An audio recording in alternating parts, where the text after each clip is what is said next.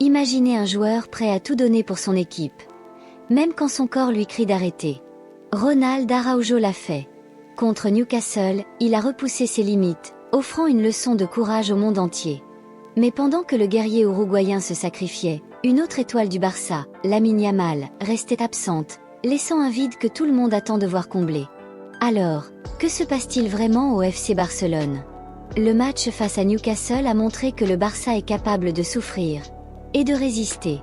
Araujo, malgré les crampes, malgré la douleur, a tenu jusqu'au coup de sifflet final. Ce soir-là, il a montré ce qu'est un leader, un joueur qui préfère souffrir plutôt que d'abandonner son équipe. Oui, Barcelone a encaissé un but. Mais la vérité, c'est que sans Araujo, la défense aurait sombré. Son retour à son meilleur niveau est une bénédiction pour le club.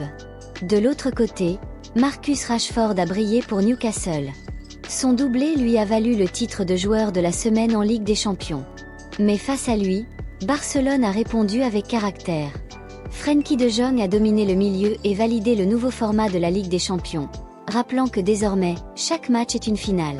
Et pour les supporters blaugrana, ce duel a marqué une étape. Le Barça n'est plus seulement en reconstruction. Il est en mission. Mais le calendrier ne laisse aucun répit. Retafe, le Real Oviedo, la Real Sociedad, puis le choc tant attendu contre le Paris Saint-Germain. 3 matchs en 8 jours, suivis d'un rendez-vous crucial en Ligue des Champions. Le Barça doit gérer son effectif avec intelligence. La bonne nouvelle, Rafinha est disponible et s'apprête à disputer son 150e match avec le club. Mais toutes les têtes sont déjà tournées vers ce Barça PSG. Un choc européen qui se jouera à Montjuïc, et non au Camp Nou. Pourquoi? Parce que les travaux du nouveau stade avancent. Mais le retour tant attendu est encore repoussé. Les supporters devront patienter avant de retrouver leur cathédrale. Et parlons justement de l'absence qui fait mal. Lamine Yamal. Le prodige de 17 ans a manqué Newcastle, il a manqué Valence, et il manquera encore Retafe.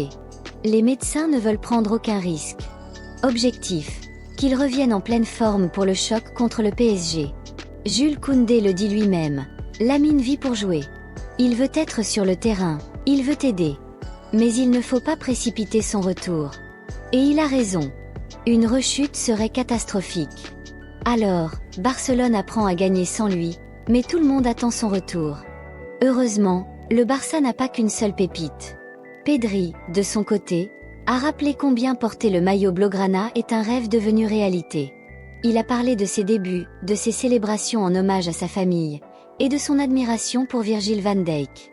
Ces mots montrent une chose, la nouvelle génération du Barça n'a pas peur. Elle respecte ses adversaires, mais elle veut écrire sa propre histoire. Pedri, tout comme Yamal, symbolise ce futur. Côté coulisses, Deco, directeur sportif, a clarifié la stratégie. Le Barça veut garder ses piliers, Rafinha, Koundé, De Jong, Lamine Yamal. Très peu de départs ont eu lieu, à part Inigo Martinez, parti chercher un gros contrat à l'étranger. Mais une question brûle les lèvres. Qu'en est-il de Lewandowski? À 36 ans, l'attaquant polonais vit saison après saison. Deco l'a dit, son avenir dépendra de ses performances et de sa volonté. Certains rêvent déjà d'un futur numéro 9 comme Haaland ou Alvarez. Des noms prestigieux, mais qui demandent aussi des moyens colossaux. Et justement, parlons finances. Le Barça investit plus d'1 milliard d'euros pour rénover le Camp Nou. Un projet titanesque, prévu jusqu'en 2027. Le stade sera modernisé, plus grand, plus rentable, et deviendra une source majeure de revenus.